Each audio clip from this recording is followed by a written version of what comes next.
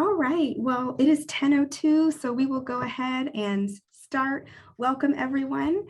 Welcome to our virtual Coffee with a Curator program. I'm so happy that you're with us today. If it's your first time attending, we're so happy you decided to join us this Wednesday. I think this program is going to be absolutely amazing, and I'm so glad you're here. If you've been attending, as always, thank you so much for making this a wonderful part of your Wednesday morning. And welcome to Tiffany Atwater-Lee. Tiffany, can you raise your hand?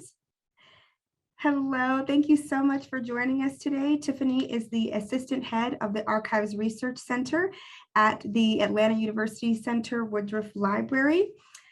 So we will officially meet Tiffany in just a few moments. And I'd also like to remind everyone that by attending today, you are entered into a free giveaway Black coffee here in Atlanta. Our community partner, they are going to give away a free bag of coffee to a lucky winner. So we're going to have that at the end. So we're so grateful to Black Coffee for providing us with that wonderful gift. But before, of course, we officially start with our program, we have to do our Where's Andrew segment. Andrew, I'm sure, has somewhere great for us. So if you're new to the program, every week, Andrew Bramlett, Andrew, can you raise your hand? Okay, great. Andrew changes his background to a new bookish place, and it usually aligns with the theme for the day. So when we have to guess, where is Andrew? Sometimes he gives us clues, sometimes not. Andrew, do you want to give us any clues about your location today? I was able to connect this one to the topic today. Okay, so it is connected to the topic. Yes. So we're going to be talking about the Harlem Renaissance, specifically Countee Cullen and Harold Jackman. Okay, so I then am going to go ahead and say that you were in New York. Yes.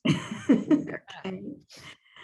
Great. So sometimes we just guess geography, so we have that. New York Public Library is one of those branches? No. No. Not that one. Very bright.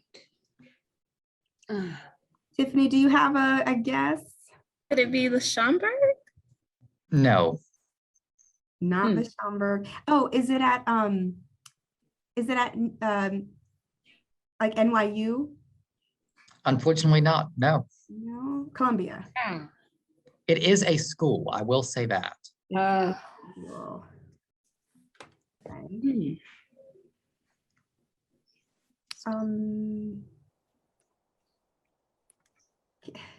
So it's like, it's a university? Yes. Oh, I believe okay. it's technically a college. A college, okay. So,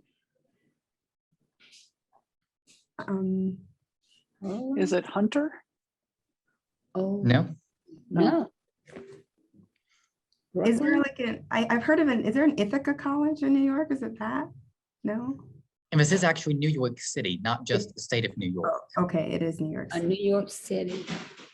So is it part of the city university? No. Another hint might be Supreme Court justices, Chief Justices specifically, which I know is very helpful. John Jay? That's it. Oh, I have a John J. College of Criminal Justice. It was built in 1906 as DeWitt Clinton High School, which is where Countee Cullen went to high school. wow, yay. Oh, great job, Miss Sandy. Yay, that's exciting. Okay, well, yeah, I wouldn't have gotten that one. That's right down the street where I grew up. Really? Yeah. Oh, awesome. How cool is that? Oh, that's Awesome. great. Yay. Well, that was very successful. Thank you, Andrew. And as usual, Andrew creates a wonderful handout for us, so you can download the handout and learn more about this place. And that handout is in the chat. So yay, again, thank you, Andrew. That was awesome. Okay. So now we are going to officially get started, and I'm so excited about today. This is one of my personally one of my favorite subjects to talk about, and again, we're so lucky to have Tiffany here with us as well. So we're going to we can't talk about the entirety of the Harlem Renaissance, of course, and its literary impact in an hour. But I wanted to focus a little bit on specifically Countee Cullen, because the Bentley Rare Book Museum actually has a really great collection of first edition and just historic works by Countee Cullen. And I am just obsessed with his poetry. It really speaks to me. And so I wanted to talk about that. And then also the many friendships that he had with people like Harold Jackman and Carlton Victon, and so many, there was just the social scene of Harlem and other urban areas during that time is really something wonderful to be explored as well. So I wanted to introduce you all. Tiffany's going to give you a good amount of information, but I wanted to go ahead and introduce you all to this idea of the Harlem Renaissance for those who may not be as familiar, and more specifically to Countee Cullen and Harold Jackman. So Countee Cullen lived between 1903 and 1946. He was one of the leading writers of the Harlem Renaissance. And for those who may have heard that phrase before, Harlem Renaissance, but may not be as familiar with it, it's usually described as the literary and artistic explosion of Black culture that took place in many urban areas of the United States, specifically in Harlem, as you can imagine. And it pretty much peaked between the 1920s and 1930s, although it started earlier and went on for longer. Many scholars debate. But I wanted to, again, highlight a little bit specifically about Countee Cullen. And in my humble opinion, I just really love his story because I feel like it's kind of a story of Black excellence, but also a story of identity searching in many different ways.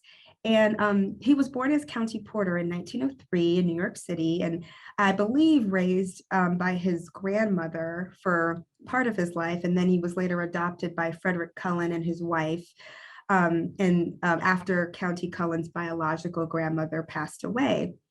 The Cullens were African-American, and they were well off. They were able to send Countee Cullen to an all-white high school where he did very well. And he later attended NYU and graduated with honors in 1925. And that same year, his first book of poetry was published. It was called Color. He also completed a master's degree from Harvard in 1926. And during his career, he received many honors, including a Guggenheim Fellowship. And he also saw his poetry published in many prestigious journals and magazines like Harper's Magazine and The Crisis. The Crisis was published by edited by W.E.B. Du Bois. In 1928, he married W.E.B. Du Bois's daughter, which was a grand social event for, I think, many of the people in the Black community in New York, but they later divorced and Cullen remarried. One thing I think is interesting, and Tiffany, you can correct me, but I don't believe Countee Cullen was openly gay during his lifetime.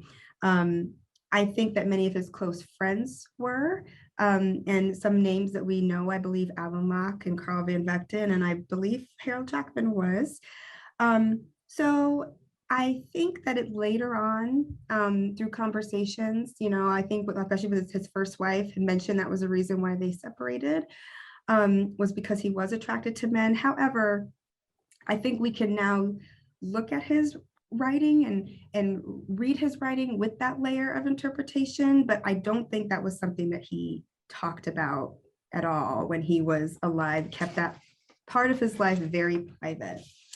One other thing that I think is interesting, he preferred to be known as a premier American poet versus have the label Negro poet always put on him. Some African-American poets during the Harlem Renaissance did embrace that title, and it was demonstrated quite a bit in their poetry. Others like Countee Cullen didn't always want to be known that way. He drew inspiration from many British romantic poets like John Keats and Percy Shelley. And he was also a teacher and taught in New York public schools for many years. And he liked to travel to France and England and befriended many writers there. He also, I guess I mentioned, was very, very close friends with Harold Jackman, who's only 2 years older than him. So they had a very close friendship, which Tiffany will talk about more. But I just have to say, when I had to text Tiffany, because I think I always knew of Harold Jackman, but I hadn't Googled him. If you all want to just do a Google search, that man is so good looking. I have to say. And I think that was he was known as one of the best looking men in Harlem during the time. So I really enjoyed that part of my research. Definitely a Renaissance man, though. Harold Jackman was an educator, social butterfly, collector, and very intelligent, all sorts of things. So I think we're going to really enjoy hearing more about these figures from Tiffany. And speaking of Tiffany, I would just like to formally introduce her to our program and introduce her to you all. Tiffany is a native of Jonesboro, Georgia. She attended South Carolina State University, where she received her Bachelor's of Arts degree in history, and she received a Master of Archival Studies degree from Clayton State University. She currently serves as the assistant head of the archives at the Atlanta University Center Robert W. Woodruff Library.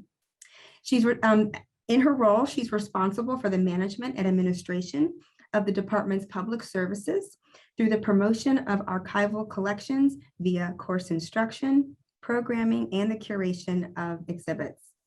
Tiffany is a member of the Society of Georgia Archivists, the Academy of Certified Archivists, the Society of American Archivists, and a founding member of the Atlanta Black Archives Alliance.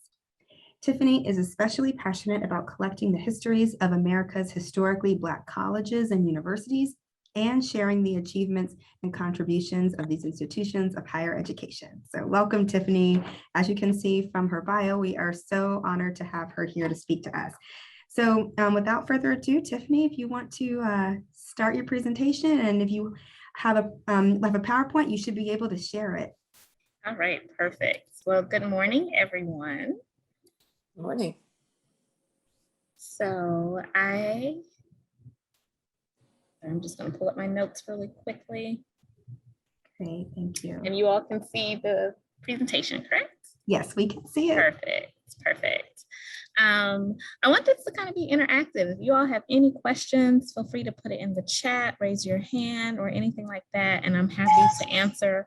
What I do know, I am not an expert in any way of the Harlem Renaissance, but I can tell you a lot about our collection, and I'm going to give you some highlights that I enjoy most about this collection, as well as show you how you can search this collection, because we do have quite a bit of materials digitized and are currently working to digitize even more. Okay, so let's get Tiffany, started. And yes. Tiffany, I will monitor the chat for you, so you don't have to worry about that. If there's a question that pops up, I'll make sure that I'll voice it to you. Perfect, thank you. All right, so I always like to start off all my sessions with a brief explanation of the Atlanta University Center, who we are, why we're important, all of that. So the Atlanta University Center is the largest consortium of historically Black colleges and universities. And all of these schools were founded right after the Civil War in the 1800s to educate the newly freed, enslaved people.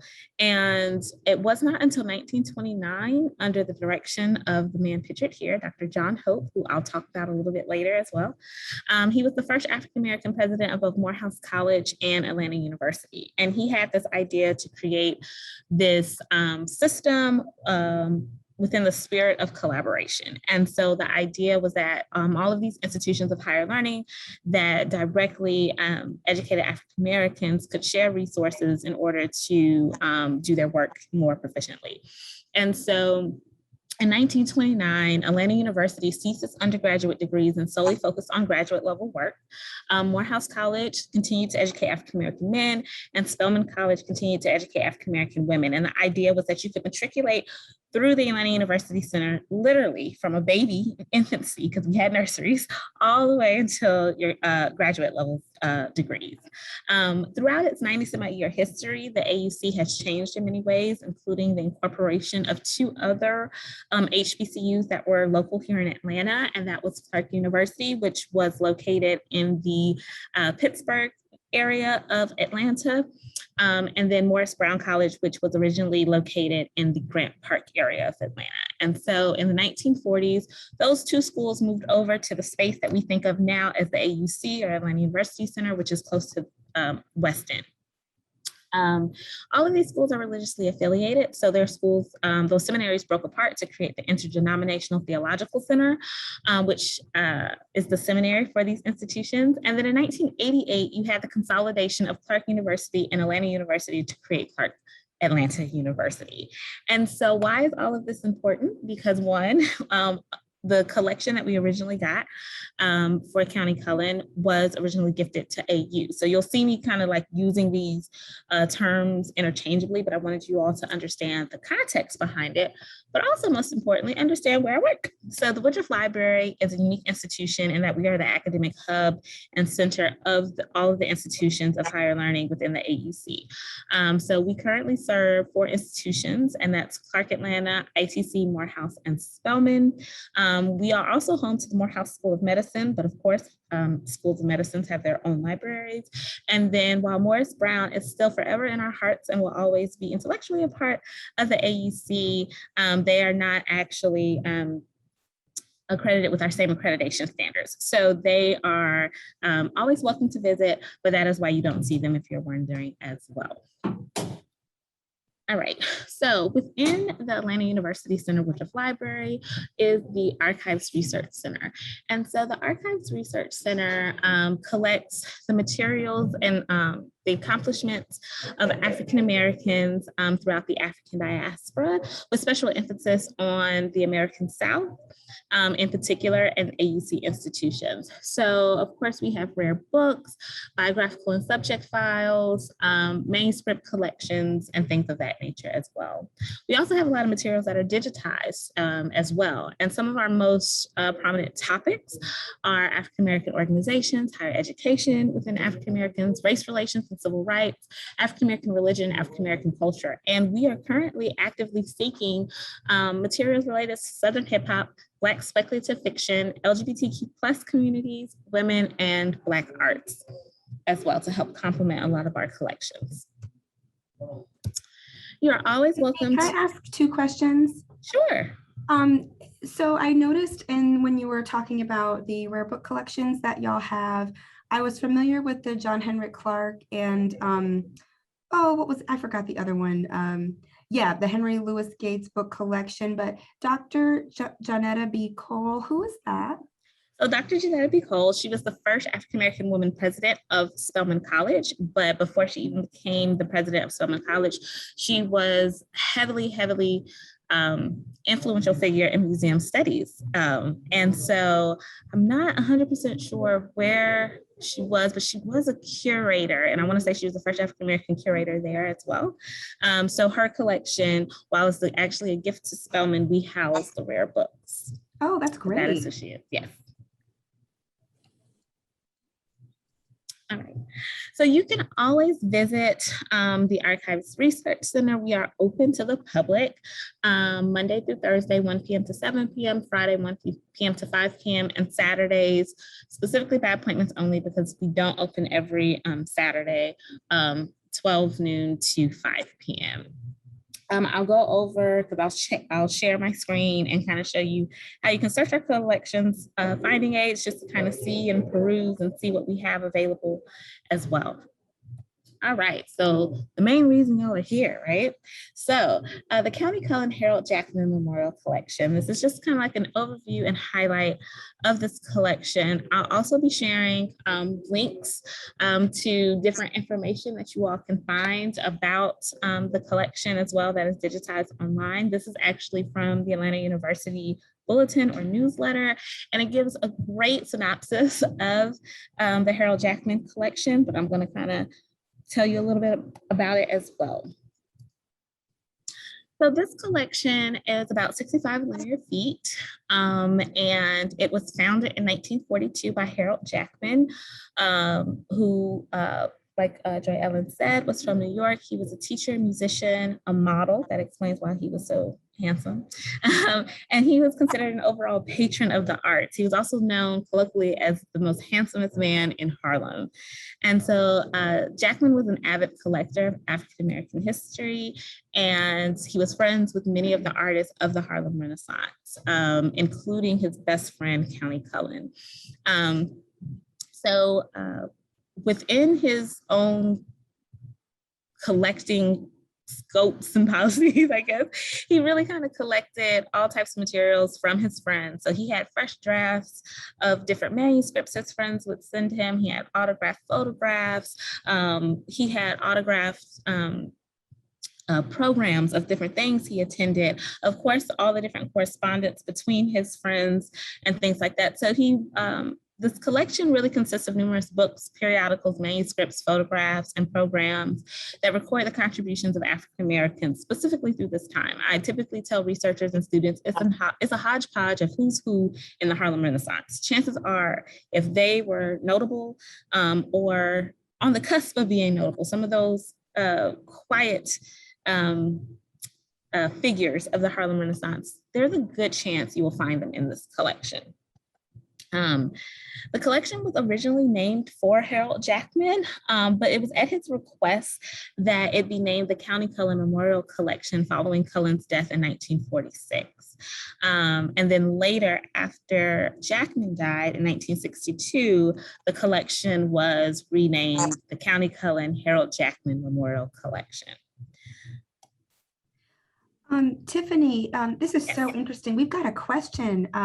Adina, are you able to, would you want to ask your question? Not yet. I'm sorry. Sometimes my device automatically raises my hand for me. Oh. So I was just reaching over there for something. So I apologize. Oh, never mind then. Okay, go on, Tiffany. All right, perfect. And so this collection is really, really interesting, to say the least. And so I'm going to give you a little bit more context about this collection. So as I stated, numerous Black artists are, and their works are a part of this collection, many of which were sent directly to Jackman in his just regular everyday friendships with these individuals. And so this collection was very similar to another collection that was being started by Carlton Victon, who, while he was not an African-American, he was an avid, I guess, contributor, and some may say culture vulture of the Harlem Renaissance, but nonetheless, he has a tremendous influence on it as well. And he created the James Weldon Johnson Memorial Collection at the Bentley Library in Yale, or at Yale. And so when he was getting this collection together, he was heavily, heavily, heavily dependent on Harold Jackman. While Carlton Victon himself was friends with a lot of these artists, he wasn't on the ends, right, with people in the collection. And so he depended on Jackman and his relationships with some of these people to get a lot of materials. And this evidence within our collection in some of the correspondence between him and Carl Victon. You can see Carlton Victon asking, hey, can you reach out to this person? So again, because I've sent 3 letters and they're ignoring me. And then maybe like 2 letters over, you'll see, thank you for getting in touch with them. They sent X, Y, and Z. And so while this was going on the side, Harold Jackman, whether of his own accord or influence from talking to some of his other friends, had the idea that if Carlton Victon is making this collection at Yale and I'm doing a lot of the work, why can't I make a collection, right? And so he decided to start collecting or gathering all the stuff that he already had and creating a collection, and he decided to house it at Atlanta University. And so if it was not for Carlton Victon's collection, we may not have this collection as well, or this collection maybe be all a part of Yale, who knows? But we're very happy that Harold Jackman had the idea and the forethought to collect this and have it housed at the Atlanta University Center. And so as you can see here, while the collection was originally gifted in 1942, Jackman visited the AUC throughout his entire life for the rest of the duration of his life and continued to donate. But also other individuals would also donate to this collection as well. Some of the people that you can kind of see within this collection include James Weldon Johnson, Elaine Locke, Langston Hughes, Owen Dotson, Dorothy West, Zora Neale Hurston, Claude McKay, and the list just goes on and on. Like I said, anybody who's anybody in the Harlem Renaissance is most likely featured in this collection. And even after Jackman's death, this collection continued to be added onto in the name of Harold Jackman. And so in some of our bulletins, you'll even see where they're talking about the collection. They'll have a little section that if you would like to as well collect for this or this collection, feel free to send your collections here. And so I think that also in the scope of archives really kind of shows a community archive in a way, right? So it was asking other African Americans or people who are looking at Black arts to help to kind of tell this story. And at the time, this collection was one of the most robust African American collections, specifically in the South, that dealt with African Americans and housed in an African American repository. Tiffany, that's really of interest to me, particularly with us being archivists. We know kind of all the decisions that go into, you know, donors deciding where to house their collections and where they belong. And just knowing the roots that Countee Cullen and Harold Jackman both had in New York, specifically New York City, do you happen to know why he chose the Atlanta University? So there's two things that I think. So it's one thing that I think and one thing that I've read. So one of the things that I read was that Harold Jackman was influenced by one of his friends, close friends, who was a Morehouse alum. And so at the time, the AUC, well, it wasn't the AUC Woodruff Library, but the Trevor Arnett Library also collected a lot of materials related to African American history. So I think it was the idea that it was a place where African Americans could really study their own history. Right. I'm also thinking about Atlanta as a space too, being in the South. I'm wondering if that had anything to do with it. I'm not 100% sure, but from what I read was that it was an influence from someone who went to Morehouse that he was close to that suggested, and I guess he ran with it. I will say, it may have also been thinking about being archivist and collecting. So this collection was given in 1942. In 1946, the Atlanta University also acquired the Henry P. Slaughter collection. Henry P. Slaughter was a contemporary of Arthur Schomburg. They were both very close. I want to say Slaughter even eulogized Schomburg. And so I think if they knew that that collection was coming, it could have been another thing that was said. And so those two collections were a part of the, and I'm sorry, I think the Negro collection that they considered it. So it really talks about African-American history. And so Harold Jackman's collection was like the most definitive collection of African-American history at that time. And then 1946, here comes Slaughter, and Slaughter was for 1946. And then you have both of these collections in this one place. So I'm wondering if that could have been a little bit of it too. That makes a lot of sense. It's so interesting because like, we know of, you know, obviously we know of Schomburg, we hear that name, and even Slaughter, I'd heard of him before I heard of Harold Jackman, but he was just as much of a collector and just as important in the preservation of Black culture. So that's fascinating that his name doesn't, I don't know, I feel like doesn't come up, at least in, you know, everyone's households as much. That's interesting. Yeah.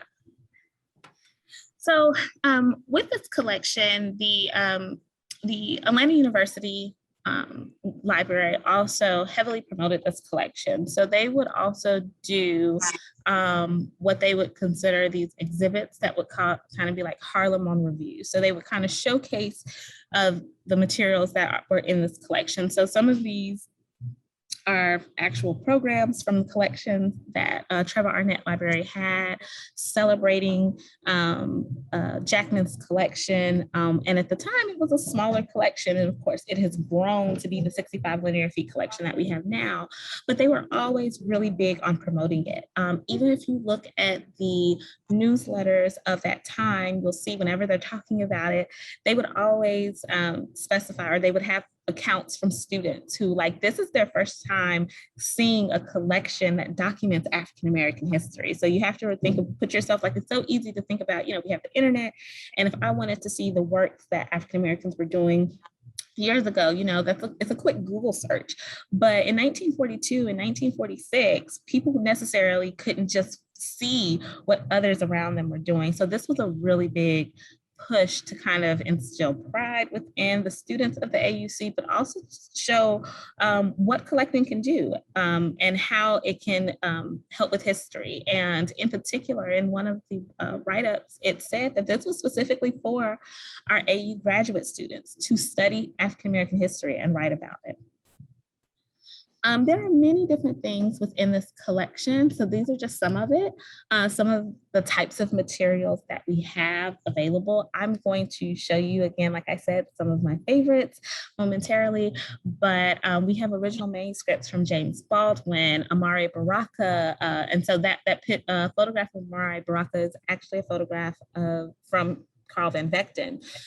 So we actually had a professor who came from Yale, and when she came and we showed her our Carlton Victon photographs, she was saying, I thought Yale was the only ones who had these. And in fact, they are not. We also have them too. And so these are really famous photographs. I would bet 75% of you all have seen a Carlton Victon photograph and maybe just not realize that's who took these photographs. I didn't realize there's a photograph of Zora Neale Hurston that anytime you kind of look her up, you see this one image, and that image is a Carlton Victon image as well. Carlton Victon took photographs of anybody and everybody. Like, I think there is a photograph of James Earl Jones, and I've never seen him young before. So that was really cool. Seeing him really young, and he's really attractive. He has a cigarette in his hand. He took pictures of Diane Carroll, of Ethel Waters, Billie Holiday, and her dog. Oh, I forgot her dog's name.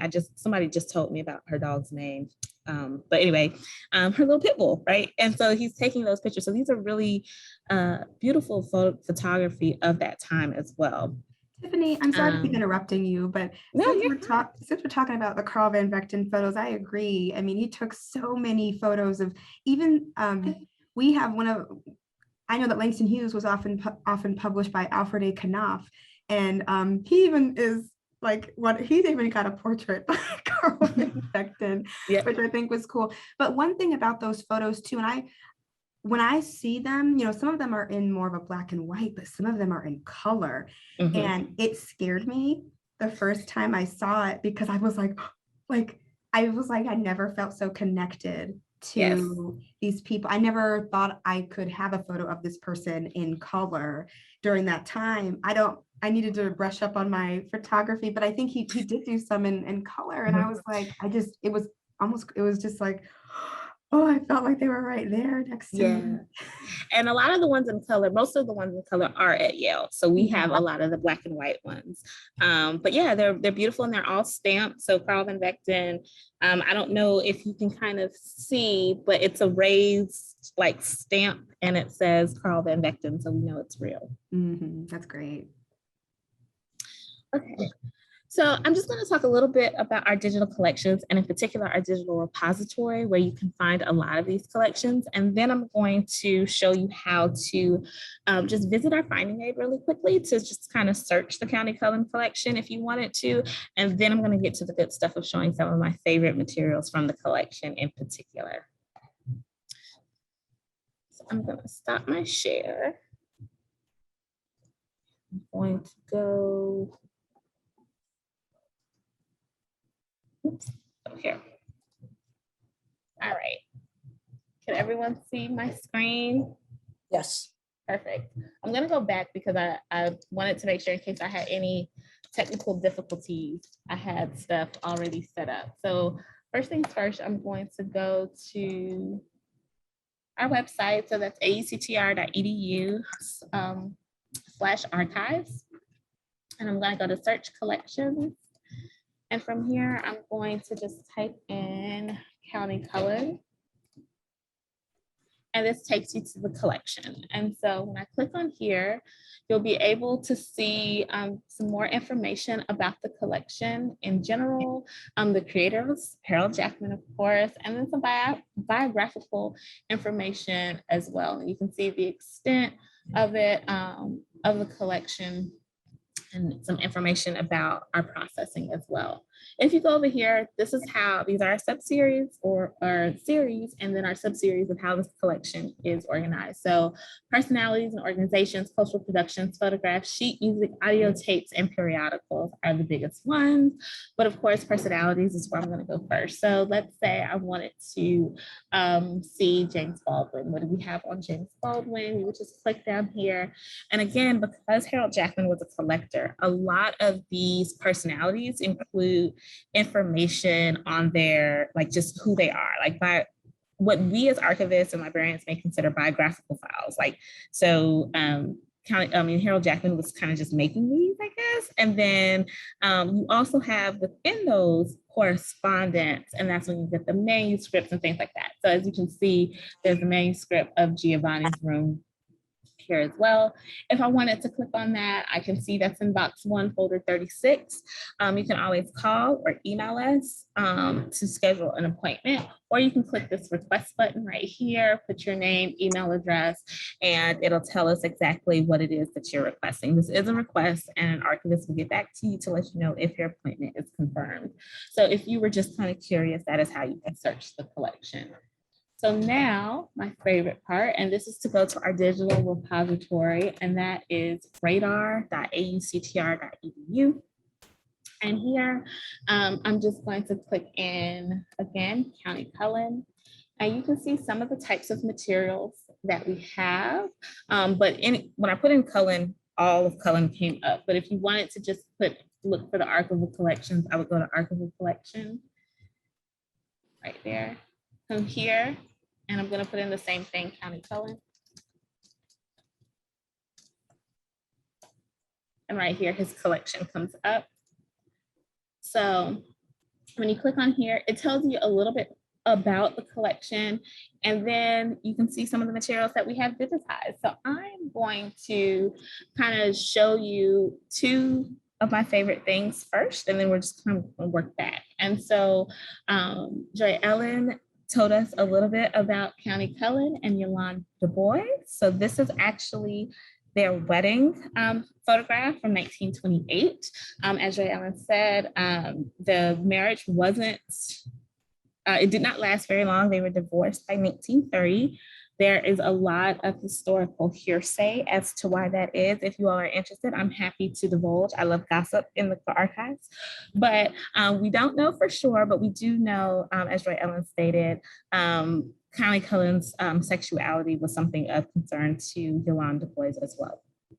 So that is photograph. But what I'd love to show this photograph with is there is also right here, and I am going to copy and paste this into the chat so you all can see here. This is a letter from W.E.B. Du Bois to Countee Cullen and talking about this impending wedding. And what I love about it is, one, it's always nice to see that people are just like you. So, the crisis is the official beacon of the NAACP, yet here is the editor-in-chief, Du Bois, talking about something that is not work-related on letterhead, on company's time. And it just reminds me of like the humanity of it all, right? So he is talking to Countee Cullen about the wedding. And here you really see, I guess, the beauty of not manners, but what's the word I'm looking for? It's escaping me right now. Etiquette? Yes, etiquette. You see etiquette live and in person right here when he's talking about a 4 o'clock wedding versus a 6 o'clock wedding and what to dress, and you'll need full tuxes and not tuxes and things of that nature. And it also really showed like often I think society today, people think of wedding planning as something the bride may do. When in, you know, if you think about etiquette, the bride's parents are paying for it. So is that why Du Bois is so like in on this? I'm not sure, but I just really love this letter because again, it just really shows the human side of just everyday life of planning a wedding, planning your daughter's wedding, and things like that. Another article that I really like, this is at Giovanni's room from, and I'm gonna put this in the chat as well, from James Baldwin. This is also a really, really cool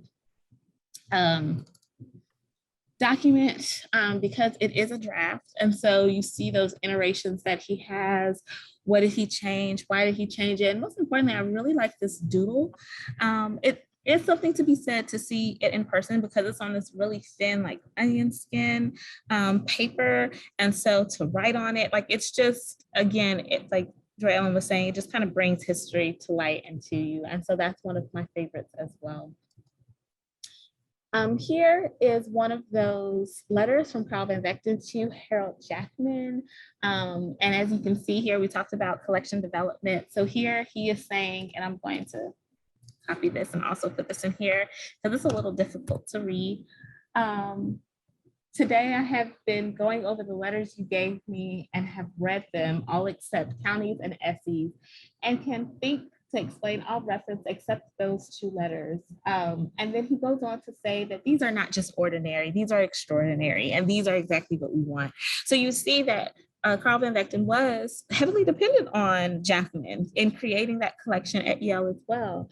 One other really cool thing about Carlton Victon, when you looked at his correspondence, and I couldn't find them all because I don't know if they're all digitized, but in the collection, he has these really cute salutations and they're like just the most random assortment of words, but they're just, again, you can see that friendship and it's just, that's one of the things I like as well.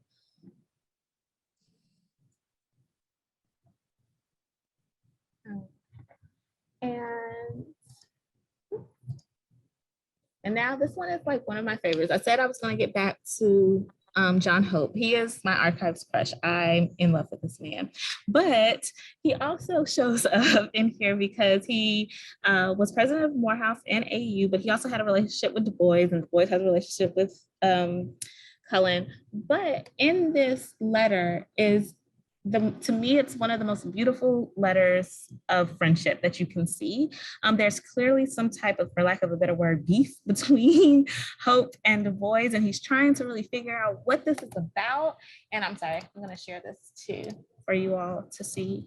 He's trying to see what this is about, and what he thinks it stems from is that Du Bois is upset that he was talking to Booker T. Washington about some business, but he's explaining that he was talking to him because Booker T. Washington had a connection with Carnegie and he wanted to get a library for AU and all of it. It's just, it seems kind of petty, but it's also like, this is what happens in relationships, right? And what he ends with that I find so beautiful is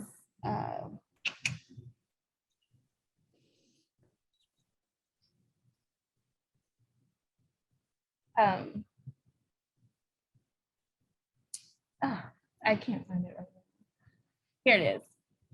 So it comes to much of it is. So he's saying this letter is not an apology to anybody. It is an explanation carrying a question to you. It is a letter from a man to a man between whom a friendship has developed and based on mutual interest in the race that we love and are working for.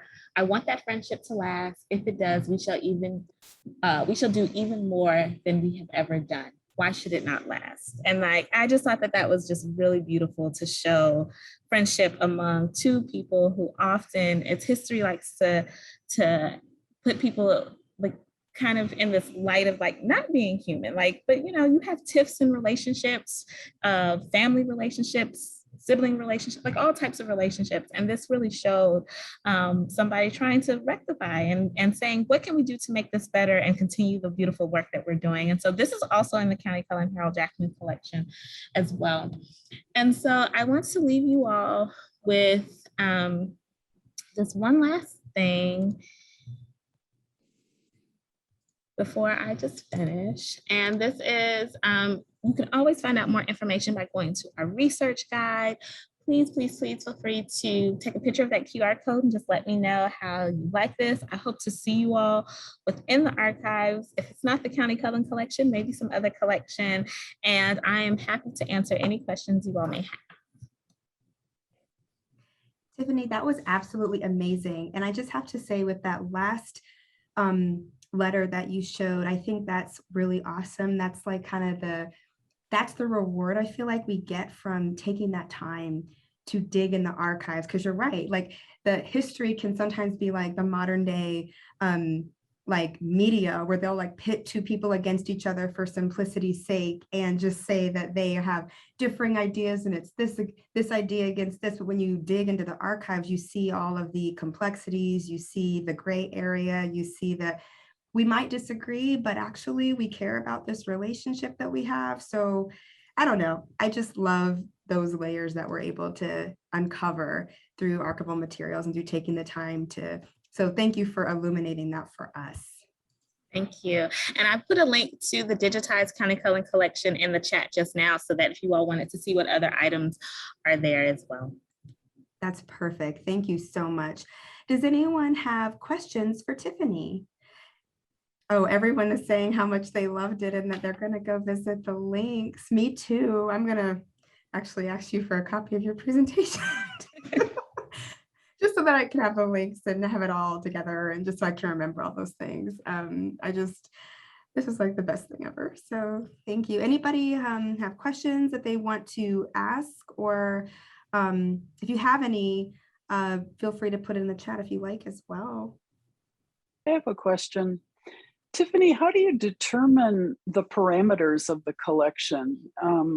You know, as we progress in the digital age, there's so much information. So how do you define those parameters? When you say parameters, what exactly are you referencing? The scope of the project. For the actual digitization portion of it, or, okay, for the digitization. So it depends on the collection itself. So with Countee Cullen, as you can see when you go on Radar, it is not even a third of the collection digitized. What we do is we look at resources that are heavily accessed by our researchers. So if students are always constantly asking for this box, and so you'll see there's a lot of stuff related to Langston Hughes, because a lot of his stuff's in one box, right? So that's when we'll say, like, let's go ahead and digitize that. If we are going to digitize an entire collection, it typically comes with a grant, and that grant helps set the parameters for us to do a mass digitization project. When it comes to like these collections, it really is by usage. We use this collection a lot in our instruction. So there's actually a class at Morehouse that is focuses on Harlem Renaissance. So we, myself and one of my other colleagues, kind of curated some materials from that, and that's what we chose to digitize as well. So it just depends on the overall project. If it's a grant, like we just had a grant to digitize materials related to Black women and the suffrage movement, that was the parameter. So like we just searched all different collections to get that digitized. Or like I said, with this one, it's what is being used, what is it being used for, and what do we see people may find really interesting. So currently we are digitizing the Carlton Victon photographs, because we do realize a lot of people don't know that we have them. And so that is another parameter that we're setting forth. And are you ever offered digital information from somebody else's collection that you then incorporate, or are you staying a little more pure in terms of your original collection? So we always stay pure within our original collection. So that photograph of Countee Cullen and Yolande Du Bois, that actually comes from a general photograph collection that we have. So it is not related, but that comes from just the institutional knowledge of the archivist here to know that this collection, this photograph is in this collection and it relates to this collection. So we can put them together. But if you're looking at the digitized content, they're in two separate collection so that we do keep it, what as archivists we call the provenance, the origin of this, these materials, where they came from. We keep that consistent. Mhm. Thank you. You're welcome. Great questions, Barbara. Anyone else? All right, well, thank you so much, Tiffany. This has been, as you can see from the chat, I mean, we are so grateful. It was an amazing presentation, and we all look forward to following up on the links that you sent. So can we have a round of applause for Tiffany? Yay! Thank you so much. So for the last few minutes, I'm going to read some Countee Cullen poetry and show some items that we have. Tiffany, I know you're busy, so you don't feel like you have to stay. Tiffany is a very busy woman. But anyway, thank you so much again. We're so appreciative. Thank you. Thanks. That's great. Yes, it's wonderful. All right, y'all. So we've talked a lot about Countee Cullen, and I wanted to just read a little bit of his poetry. So we have quite a few first edition and historic copies of Countee Cullen's poetry. For example, I mentioned in 1925, published his very first volume of poetry, Color. So we have that here. We have a first edition copy of his first and only novel, One Way to Heaven, various things like that. And I have some pictures that I can show. But first, before I do that, I want to read a little bit of Countee Cullen's poetry from a book that's very special to me. So this is called The Black Poet. So this is on my bookshelf at home. I got this book when I was I can't remember if I was a sophomore or junior, I think a sophomore in college. I took a class at University of Georgia, an African-American poetry class. And that's where I was introduced to Countee Cullen. And we often had homework in this book. So I've actually found some of my annotations from college. So anyway, I've gotten to see what I was thinking while I was doing homework. But I want to read one of Countee Cullen's most famous poems. It's a great poem. I have a different favorite poem that he wrote, but this one is called Yet Do I Marvel. Some of you may have heard. This was actually published in color in 1925, but it actually first appeared, I believe, probably in a journal or magazine, not sure which one. So I'm going to read so you can get a sense as to what his poetry is like. Yet do I marvel. I doubt not God is good, well-meaning, kind. And did he stoop to quibble, could tell why the little buried mole continues blind? Why flesh that mirrors him must someday die? Make plain the reason tortured Tantalus is baited by the fickle fruit. Declare if merely brute caprice dooms Sisyphus to struggle up a never-ending stair. Inscrutable his ways are, and immune to catechism by a mind too strewn with petty cares to slightly understand what awful brain compels his awful hand. Yet do I marvel at this curious thing, to make a poet black and bid him sing. So that is one of his most famous poems.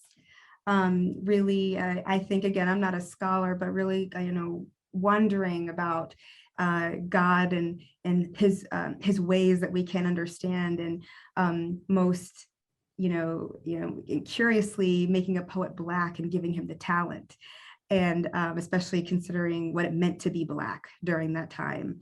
So I find that to be really a great one. One of my favorite poems by Countee Cullen is Heritage. It's a very long poem, so I will not read the whole thing, but I'm going to read the first stanza. And part of this stanza is actually the epitaph in Nella Larsen's novel, Passing. I don't know if anyone's heard of Nella Larsen before. She was also a writer during the Harlem Renaissance. And I don't know if y'all are into movies, her novel Passing was just made into a movie. I think featuring Tessa Thompson and Ruth Nega. It came out in October and just debuted on Netflix like a week ago. It is incredible. I love the novel Passing. Oh, Michelle just saw it. Absolutely. Great novel about two African-American women, one who, they both are very light-skinned. One chooses to embrace her African-American heritage. The other chooses to pass as white, and how that impacts their friendship and how that impacts both of their lives. And it's an incredible novel. I love it. But Nella Larson was also of mixed race, so she dealt with that a lot in her writing. And anyway, she takes a couple lines from Countee Cullen's poem Heritage when she begins her novel. In this poem Heritage, he is talking about this unbreakable yet this unbreakable link that he has with Africa that he is trying to wrangle with. So anyway, I'll just read the first stanza because again, it's long. What is Africa to me? Copper sun or scarlet sea? Jungle star or jungle track? Strong bronzed men or regal black women from whose loins I sprang when the birds of Eden sang? 3 centuries removed from the scenes his fathers loved. Spicy grove, cinnamon tree, what is Africa to me? So again, that's one stanza from Heritage. And I'll just show just a couple pictures that we have here at the Bentley Rare Book Museum. Let's see. So again, I showed you Color, Countee Cullen's first book of poems. And in the, we see here, he dedicated it to his mother and father. So we talked about the Cullens, who are his adoptive parents, which I assume that's who he's dedicating it to. They put him, paid for him to go to school, gave him many opportunities. So it makes sense that perhaps he would dedicate this first book to them. Again, I'm assuming that's who he's dedicating it to. And we see in this acknowledgement section that, wow, Countee Cullen was published in quite a few publications, and that's why he acknowledged them for allowing him to reprint his poems. So as we can see, he was published quite a bit before this first book of poems. And he broke it into various categories. I don't know if y'all want to, let's see, how much time do we have? I may not have time to read the entire thing, but this, he says, to you who read my book, it is a beautiful poem. Maybe I'll just read this. I can't help it. And then I will go. But this is how he starts. This is the first part of his book. And he is basically, he wants to talk to the reader for a second. And I think y'all will really enjoy this, and then we'll end, but it's beautiful. To you who read my book, soon every sprinter, however fleet, comes to a winter of sure defeat. Though he may race like the hunted doe, time has a pace to lay him low. Soon we who sing, however high, must face the thing we cannot fly. Yea, though we fling our notes to the sun, time will outsing us, everyone. All things must change as the wind is blown.